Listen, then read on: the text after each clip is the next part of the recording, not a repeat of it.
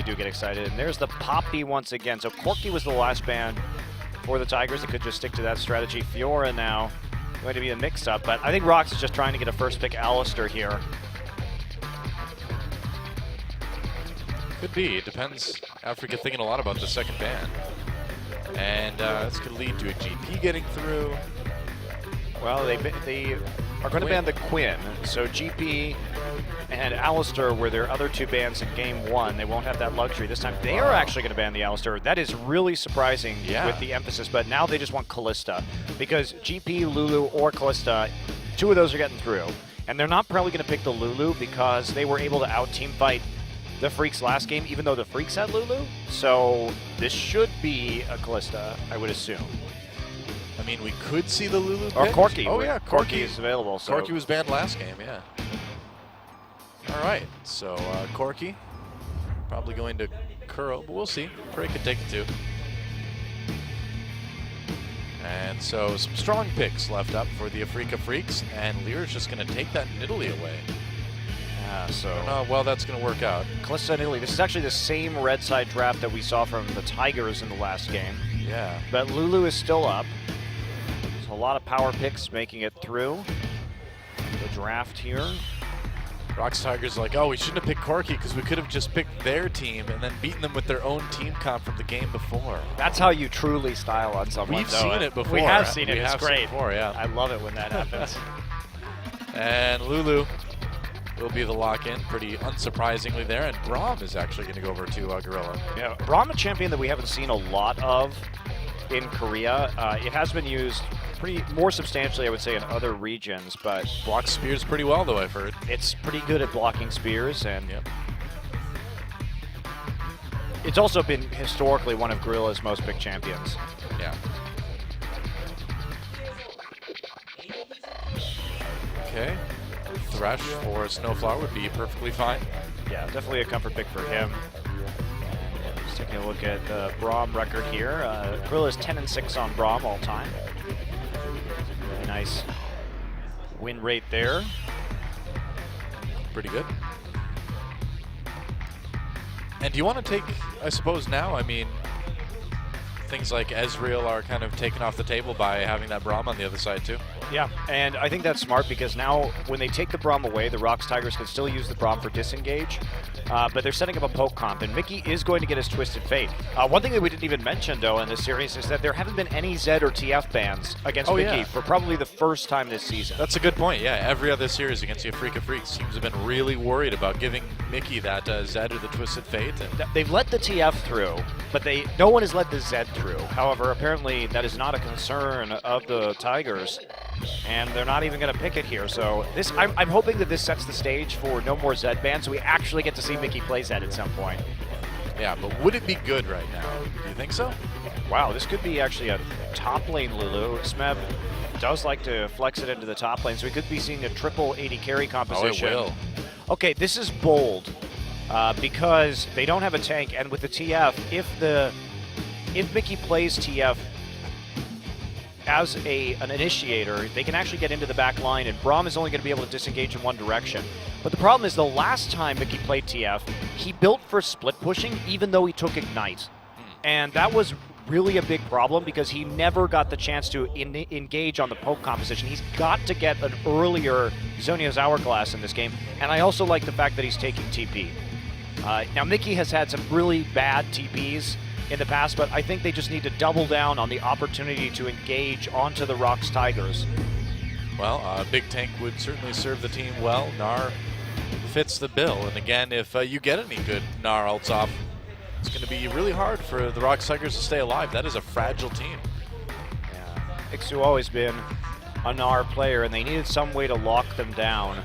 But their primary form of engage here is going to be a TF ult gold card Zhonya's, because Gnar is more of a follow-up. They can also create a pick with the Thresh Hook maybe, but the Tigers had a clever draft. They took the Braum away early, and that was mostly just a denial pick so that they didn't have to deal with it on the enemy team when they wanted to go for this massive poke composition that they're choosing to run, because a Braum would be disastrous against what they're doing. So they take it away, but it introduces a new wrinkle, a new problem into their own composition, because now Mickey becomes really strong. The Well, Twisted Fate could definitely win this game for Afreeca. So you think it's all about poking that mid lane turret then, trying to take that out as fast as they can to keep Mickey down? Yeah, but it's about the engage for Twisted Fate, because it's not going to be about the ganks from TF. It's about the late and the mid and late game engage where he can just disrupt the backline enough for Ixu to get in there and follow up with a Gnar ulti. So that's going to be the thing to look for here, because catching them while they're overextending down the lane, even if that mid turret goes down early, when they start to set up for tier 2 sieges, that's when it's really going to be a danger, because an Ixu, a Gnar teleport, and a Mickey ult could really absolutely devastate this tankless composition. Makes sense. Well, we'll see if the ROX Tigers can make it work. Time to get into game number 2 and find out.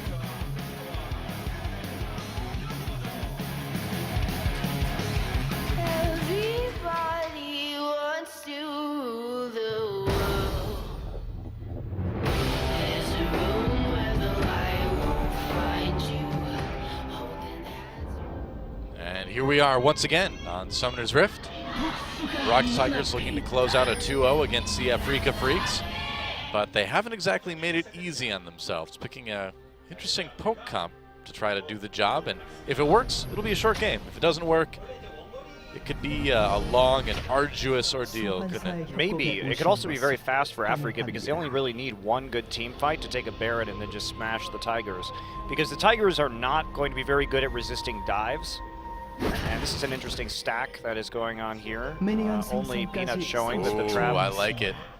Getting cheesy. They are going to 5-man invade on this side, and they're going to find Lyra. Lyra has to pants out. So It's a pants out? pounce out. Pounce out. Pounce out. Is that a pants out? Get a pants out of that gank.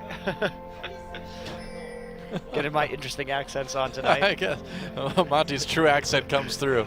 I've been hiding it for so He long. was born in the deep south. There's there. Yep, I thought so. I kept your secret for years, but I can't do it anymore. I guess I'm going to have to go back to the bayou in Louisiana after this. Cook up some crawdads. Sounds delicious. Crawdads are delicious. Actually, they are. That's true. I've had those myself, yes. Louisiana food, Cajun cuisine, some of the best. And eat shellfish. I'm not eating a lot of solid food these days, but when I get back there, maybe someday I'll add that to it. You've reverted to your infantile state now. No solid food for Doha. There's a lot of soup. Just put the crawdads in a blender. We're good to go. Ugh. Leave the shell on so you have more calcium, I suppose. Cooking with Chef Doha.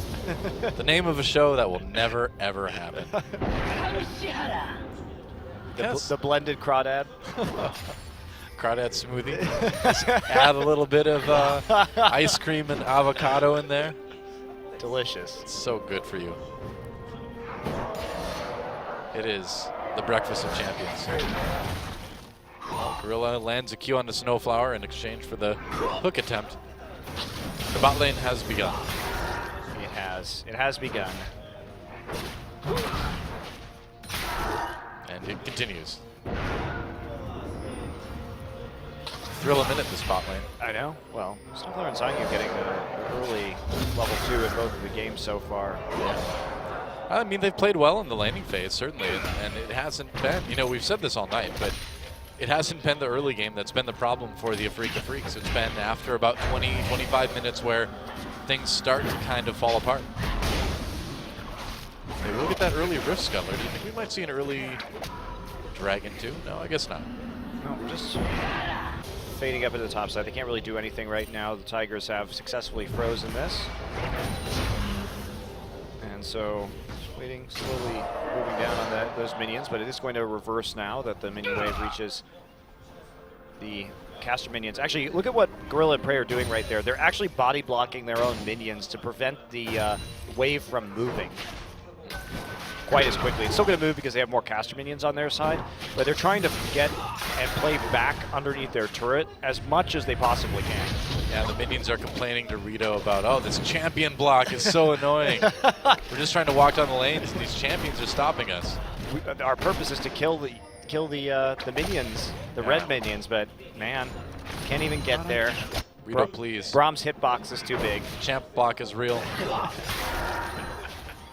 Minions are getting champ blocked. Oh, Lyra is getting a deep ward in. Something you don't see very often from Peanut. But then again, Lyra did go for the tracking knife. Tracker's knife. I mean, you don't see it very often from Lyra. Lyra is actually the second worst jungler in the league when it comes to wards per minute. But even then, he puts down more than 0.2 more wards per minute than Peanut does. Peanut? Yeah. He is addicted to the red smite. Can't blame him. I mean, wards are great and all, But blowing people up in a duel, that's way more satisfying. Exactly, exactly. We've said it before. You don't need to know where they are if you know they're dead. Solves the vision problem completely. Yeah, I can see on, that they're on a countdown from being dead. Yeah, So they're not in the game right now. it's Therefore, the they clearest are way. not anywhere. I don't need a ward to see that. I can just press tab. Yeah. And tab doesn't cost you anything. Yet, anyway. I don't know about these microtransaction games. 5 gold to press tab. Would you like to peek at the enemy's build? Uh-oh. It's a gank up at top lane. Ixu in a little bit of trouble. Peanut walking in. Teleport happens. Smeb a little bit low, and that one doesn't work out as well as I think they had hoped it would have. Well, they get Mickey's TP, so that's going to be nice if they poke him out. But Lyra's here, and, well, that spear isn't going anywhere. That gold card is, though. Kuro, a little bit of trouble. Has to use that cleanse right away, turning off some damage onto Lyra. Lyra, though, wow, just wants to get hit with the Gatling gun, I guess. Well, he was seeing if he could get maybe another pounce off there, but Kuro deciding to back off. Well, that'd be, yeah, I suppose, but... Hi, Peanut. Uh-oh, Peanut, he's going to get his wish. Oh, hey. Yeah, oh. See, you should have built all AP. That gas canister would have killed him. Peanut's just having a great time, though. That's the best thing about this team, is that whenever you see the booth, these guys are always having a good time no matter what. It's like, you see how I blew his flash? Yeah. He didn't expect me to be there, even though he knew it was just topside. He was too busy trying to kill Kuro. You know, but really, Kuro did a good job of going back in and, keeping Mickey there to give Peanut time to get in position when you think about it. Yeah. Absolutely true. Gray and Grill have lost a few of these minions to the turret so far. Having some issues in that laning phase. Ixu now goes for the all-in. Did use his Gnar before turning back into mini form, so it is just an old-for-old trade. Yep. And cooldown boots first for Mickey, so he's trying to maximize that uptime right now. And That grabs the Frost Fang too, so working towards that Frost Queen's claim. We still don't know what she's claiming. she's claiming that you are slowed. I guess so. Uh-oh. Peanut. Oh, he's like, yes, thanks for coming to me. Yeah, he should know that Snowflower's there. Yeah, he's not going to do anything too silly. Just pull his Raptors right back into the brush, and it'll pop his buff immediately. They just softened up the Raptors for him. Which, if I'm going to fight Raptors, I'd prefer somebody soften them up for me. Just hit him with a meat tenderizer a few times. Yep. That's right. Raptors are pretty tough otherwise. I don't know. I've never eaten eagle, so I really wouldn't know how tough raptor is. Well, I don't think those are exactly eagles. Well, they are feathered, so they're like Yeah. eagles or falcons. They fall into the class of raptor. I suppose. Are they predatory birds? Yes. I don't think they could really predate on anything. Oh, Kuro with a lot of damage onto Mickey. Here comes Smeb. Tried to make a gank out of it, but Mickey responded with the gold card just in time. I wonder if ostriches are counted as raptors. I have no idea. And actually, those raptors do a lot of damage, though. What do I look like, an ornithologist? I'm a caster Monte Cristo, not an ornithologist. Thanks, Bones. Was saying I needed more Star Trek references, so there you go. Mickey in a lot of trouble here. He may actually go down. Another rocket. Oh. Kuro flashes for it. Lyra there with the spear. Nice dodge from Kuro. Doesn't save it. But Peanut's like, yeah, well, they call it collateral damage for a reason. Thanks, Kuro. They're all in right there. Mickey had no flash from that last gank attempt, so makes it easy for the all-in. Lyra there to mop it up, but Peanut's the one at the end who ends up with a double buff refresh. Getting that kill on the Graves early on is really nice, too. This is just a perfect meta for Peanut, too. Graves, Kindred, Nidalee. Yeah, it'll be interesting to see if the Tigers can really compete after a major meta change, because the Cinderhulk meta really threw them for a loop last year. Yeah. And if Peanut has to play more utility junglers where he can't just go balls to the wall, it may be a problem for them, because in the meta we saw last year, Peanut actually really did struggle. Well, good for the moment anyway. Unquestionably. But ROX here, they're not actually getting so much damage down on the turrets, and here comes a package gank. Yeah. Kuro. Package at the ready. Oh, it's gonna go back to mid lane though. Gets seen by a ward too, so no real mystery as to where he's at. Okay, well, they try and motion for a dive in top, but here we go. It's all right, Mickey coming in for the TP, or for the ult rather. Smeb gets it with the gold card. Whoa! That was not something you can get out of. Peanut trying to get a little bit of revenge, but it's too late. Peanut's revenge. Not much in this case, but you could see what Smeb was trying to do right there. He was trying to position himself to wild growth himself as soon as Mickey came in from his ultimate, but unfortunately he couldn't get there in time, and a great follow-up from Ixu. So another well-planned gank, and Afreeca's early game plan continues to look strong. They play well with each other and around their abilities on the map, so that means that Mickey has gotten rolling now. First gank, definitely a success, but they're only 700 gold up. Yep. Thanks to their pretty unfortunate trade in the mid lane. And you know, we saw them have a lead in game number 1 as well, and it didn't end up helping them in the end. But there's no Smeb on Fiora this time around to bail them out. This time it's a little bit different. Well, but it's about Afreeca's ability to execute these late awkward. game team fights, and you know, Doa, they just couldn't do it in the last game. They have to actually flank with the Gnar and with the TF here. Hello, wow. Kuro going in with the package. Nope, just with the Valkyrie. Just pushing Mickey out of lane. He's managed to get a little bit of a CS lead, and not too surprising with Mickey leaving lane for that gank earlier. Yeah, not much damage down on the turret. Mickey has done a good job of balancing his time in lane and his wave clear against that gank in the top side, so it hasn't resulted in too much yet. Yep, that's right. Fight down at bot. It's 3v2 against ROX Tigers. Gorilla uses his ult. Here comes the teleport, though. Coming in from both sides. Bray turns around, gets lit up as well. That's a double kill for Sangyu. Smeb comes in, but there's not much a Lulu can do in a 1v5. And Peanut on his own. Well, that was a TP that should have been canceled by Smeb. There were 2 TPs coming in right behind everybody from Mickey and Ixu. And that was just definitely not going to go the way of the Tigers, and they actually give up an extra kill. They could have traded a top turret for that. Instead, Afreeca now with a big advantage, and they're going to take it straight into the first dragon of the game. Yeah. And it hasn't been the strongest day early on for the ROX Tigers. Great, this is ugly. Yeah, great engage, but it started as a 3v2, and it turns into a 5v3. I mean, 4-man ult, good job, Smeb, but there's way too much damage there.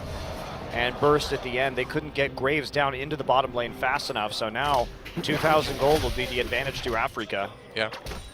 I think they were just kind of hoping Prey could hold out until Smeb could get there, but didn't work out. Tigers looking a bit lazy. They definitely had those teleport timers available, and in both of the games, Afreeca has been actually playing around the teleports very well, and Mickey, who has had some very poor teleports earlier in this season, including just showing up and dying immediately as Victor, kind of like feeding kills with TP a lot of the time. On this TF, even when he hasn't used his ult, that TP was very good. Yeah. Even his teammates were actually mentioning it in the interviews, how bad his TPs were. So your teammates are sitting there in an interview saying, yeah, we won, but man, Mickey doesn't know how to use TP. You know it's bad. Well, he's been working on it. Gnar too, he going for the X Drinker, and so just trying to, Well, speaking of TVs, and Smeb thrown against the wall again, trying to get back into turret. Ixu taking a lot of damage. Mickey takes that turret aggro, And that's going to end up being a clean gank. Oh! Wow, Mickey had to flash. Yeah, got out of that collateral damage. Not bad. Might have been a kill for Peanut. But still there, again, they spent this entire series preying on Smeb so far. Ixu really delivering on this Gnar, building for the magic resist and the damage early. Yep. And it's a pretty solid gold lead now for the Afreeca Freecs. Ixu under turret, taken out by Peanut. Never mind. Wow. Peanut Bold takes matters play. into his own hands. He's like, I know you don't have flash. Yep. Comes in and grabs a kill on the back end of that gank, and with that TP, there's now 3 people in the mid lane, and they're just going to zone them off the turret and bust this down with the help of Lucian and Corky. So there we go.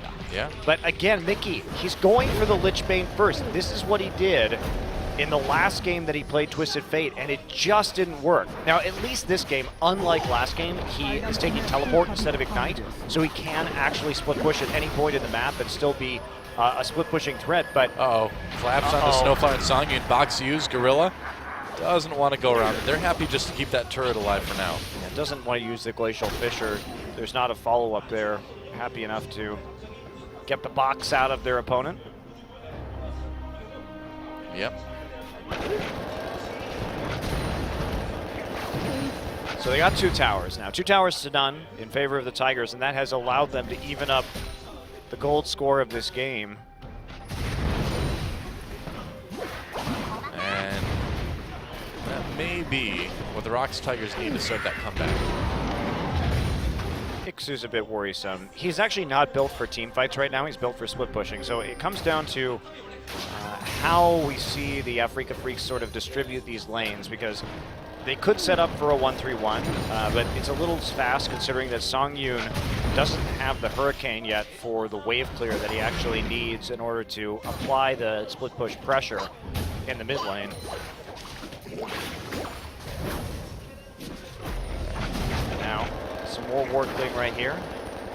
But Afreeca obviously very nervous about pushing up too far. They do have the teleport advantage for the time being. Yeah, and you can sort of feel the momentum change a little bit, I feel like, in that last little engage. It seems like all the aggression from the Afreeca Freecs has slowed down a little bit.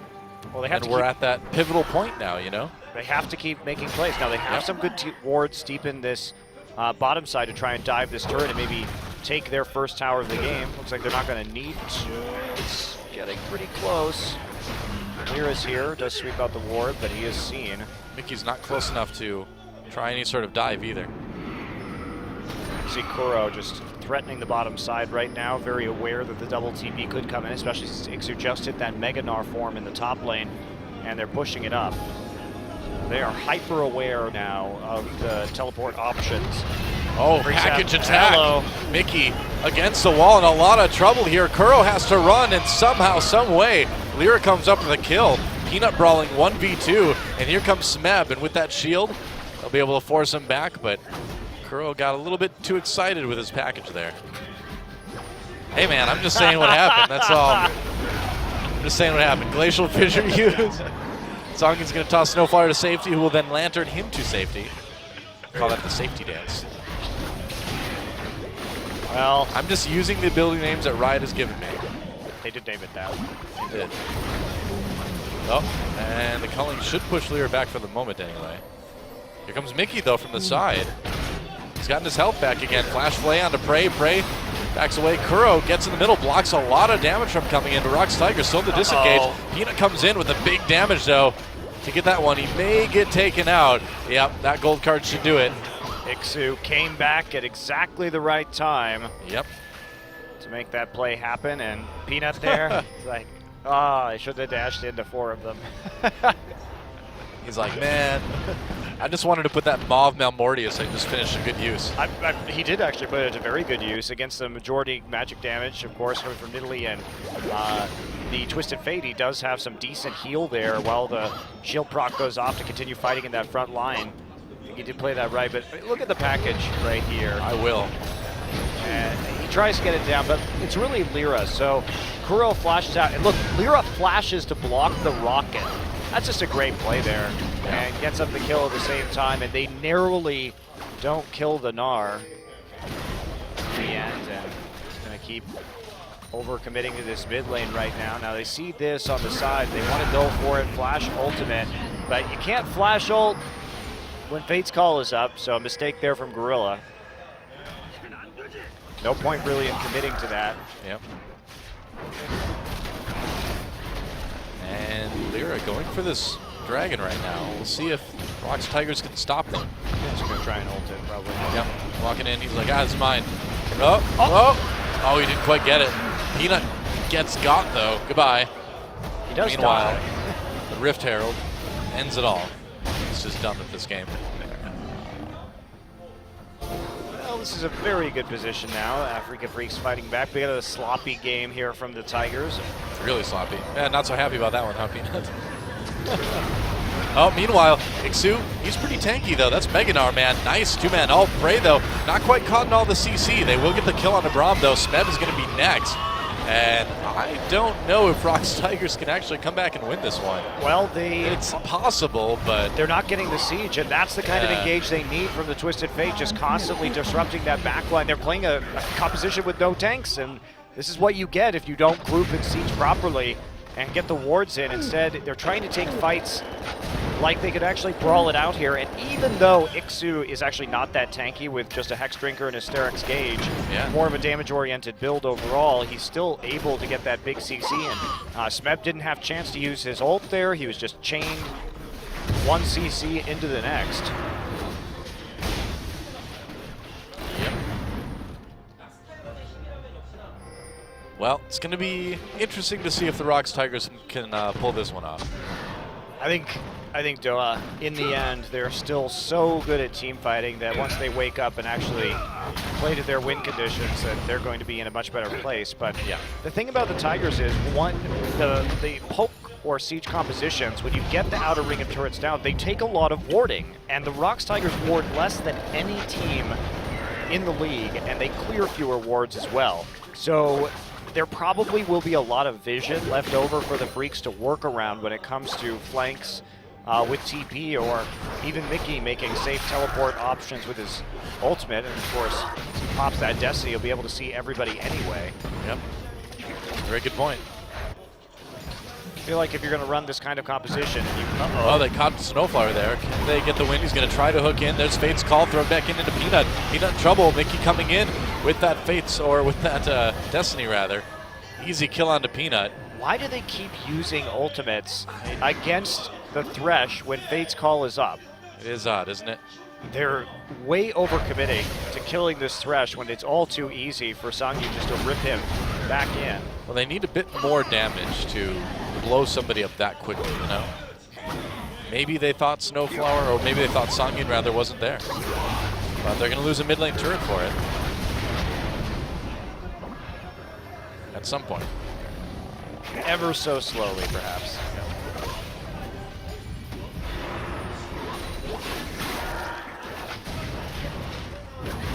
And ROX Tigers trying to just defend this as best they can. They're doing a pretty good job of it too. Peanut's back.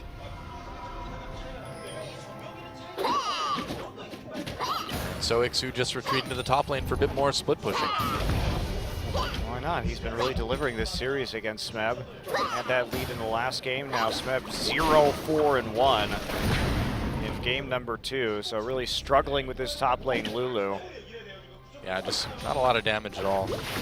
And they took this away. There are, of course, a lot of other top lane picks that they could have had that would have formed a more robust front line for their poke composition. And Tom Kench was 100% available in this game. They wanted to take the Lulu away, but they instead were met with the Twisted Fate, which should be pretty predictable from Mickey. Yeah, it seems like, too, the Braum just isn't doing a whole lot when it's all said and done. I mean, we know why they took it, but it just hasn't made a big impact yet. Well, Braum is only good when you're trying to disengage from people running straight at you, because his ult can only be used in a line in one direction. So if you don't have that, somebody comes in from the flank, you're not doing much on Braum, realistically. Here we go. Package comes in. Ixu with the flash right away. And so they get the summoner out at least. That's actually really useful for a follow-up engagement. Now Mickey's going to start split pushing. He's got that Lich Bane, so he's going to be melting through these turrets. Oh, he forces a TP. That is huge. Wow. Yeah, the Tiger's not ready to use that turret. Meanwhile, Prey caught on his own flashes before the gold card connects. Nice spear from Lyra. That nearly was enough right there.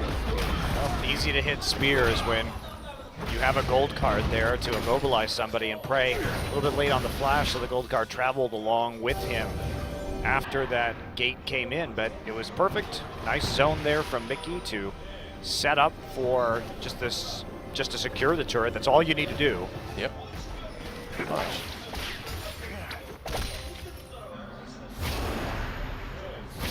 So now what do the Afreeca Freecs do? I think they may be kind of wondering the same thing. No, just take top turret, and then they start choking out vision control over Baron. Oh, flash play onto Gorilla. Gorilla has to burn his summoner to get out.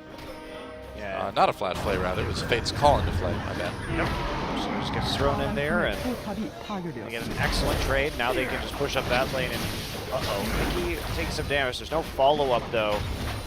Well, that gold card enough of a threat right now to keep the ROX Tigers at bay. This might be a chance to clear out some vision around Baron, though. As much as they can. There's still quite a few wards. They're going to get a few. Tigers still just unable to break down any more towers than they had in the early game. They were leading 2 towers to none, and now they're down a turret. Gotta look towards that bottom side, but the siege composition, there's just too many angles of attack for Afreeca, and they drafted a good composition against this. It's going to be hard right from pick and ban, but now it's even harder that the Tigers are trying to play with the siege comp from significant 6,000 gold deficit. Yeah. Looks like it's going to be Dragon number 3 for the Afreeca Freecs. That's huge. Dragon number 3 already, 26 minutes into the game, so before 40 they'll have their chance for a 5th Dragon stack. That'll be absolutely devastating against the squishy composition of the Tigers. Yep. And now they've got Smeb trying to do some sort of counter pushing. He's got his Lich Bane, got another needlessly large rod, so he's got a little bit more damage now, but So they have no answer to the 1-3-1 split push. yeah, it's still not looking good. Lulu not realistically going to be the most potent pickup here. And considering that it's just so far behind, it's great here. Try and set up for the push again. A lot of damage on the Sanyu, but just gets healed up so fast. Mickey back in the bottom side right now. He nearly took out that turret earlier. He's probably going to get it on this wave. He should. Don't really see anything stopping him, but the ROX Tigers are going to try to bring him up to the mid lane with this push. Well, what they're going to do is probably get themselves flanked and killed, actually. I mean, Afreeca just killed him right now. Well, we'll see if they try. It looks like Mickey's more interested in trying to push that inhibitor turret, and the Tigers will get one. Terrible trade for the Tigers, clearly. Yeah. Ixu going to work away on the... Wow, Mickey might just get an inhibitor for free. Never mind. Yeah, I think he will. He had a huge wave there. I didn't realize that, so that's a pretty simple kill on an objective, and the Tigers just run around the map. Man. Meanwhile, the top tier 2 they're getting still hammered gonna away try by Ixu. He's going to TP actually over to the Baron pit, so they're going to try and Baron immediately after this inhibitor. Okay, they're going for it. ROX Tigers need to stop this. Disengage immediately. They should just keep trying to Baron. Just sit here. The Freecs, yes, they have a lot of gold in the bank from that push, but they need to just sit here because the minion wave is still in the base of the Tigers, and they have to deal with that. They also don't have TP on the Smeb, so this should be an easy Baron. Yeah, it doesn't look like the ROX Tigers can really stop it. Although, they do have to pull off. Gorilla goes in a little bit early, throws down the ult. Peanut from the side, a little bit of damage, a lot of damage. Rom still goes down, and first kill comes in already for the Afreeca Freecs to get 2. Prey can't do anything, and there is just nothing the ROX Tigers can do, I think, to win this game. Double kill comes in. Smeb has to flash out of that, and the Afreeca Freecs can just walk right into the base. I think this is it. Yeah, Mickey's just going to run straight for the Nexus turrets, dodging between the Tier 2 and inhibitor turrets in the middle lane. Yeah, why stop? The super minion waves are coming in now, and Smeb can't defend this 1v5. Nope, absolutely not. The death timers are still relatively short, but they'll be long enough for a 5-man push to take game number 2. Yep, that's right. And so a lazy game from the ROX Tigers, and it's going to cost them big as Afreeca Freecs cause the ROX Tigers to get their 3rd game loss of the entire season. GG. Well, nicely played. I mean, the Freecs played that composition out really well, and the ROX Tigers, they made a high gamble. They made a risky gamble with that composition. It's high risk, high reward. You get going on that, and you start pushing, then you can really crush the opposition. But Afreeca, contrary to the way they played Twisted Fate in the last game, were much more decisive with their engages, and Yeah. Ixu was great. Well, if Nofe was upset after game number 1, he might be a little bit more upset after game number 2. Wow, that was his draft. Yeah, still. It's not played especially well. A win for the Afreeca Freecs. And so they have a chance to take down the number 1 team in the league right now. A win in game 3 would mean that the ROX Tigers don't remain undefeated. All in all, though, even if Afreeca loses, this is a much better performance from them than we've seen so far. Yeah, They that's look very true. very clear in terms of their game plan. Their ganks on the bottom lane have been decisive in both games so far. They had that beautiful 5-man gank onto bottom to take 3 people down in the first dragon in this game. And they're playing around their strengths. They played around the advantage that they got onto Ixu in game number 1, used him to attempt to snowball in the rest of the map, but the Fiora knocked him down. This game, Smeb smiling right there. Yeah. They didn't have the same scaling from the Tigers, and they could never get into position to actually 5-man siege. And the Twisted Fate, with the TP this time played by Mickey, much, much better than his other TP showing, or Yeah. TF showing, rather. Yeah. Yeah, good game by the Afreeca Freecs. We'll see if they can turn it into a match win as we come back for game number 3, guys. Don't miss it. We'll be back right after this.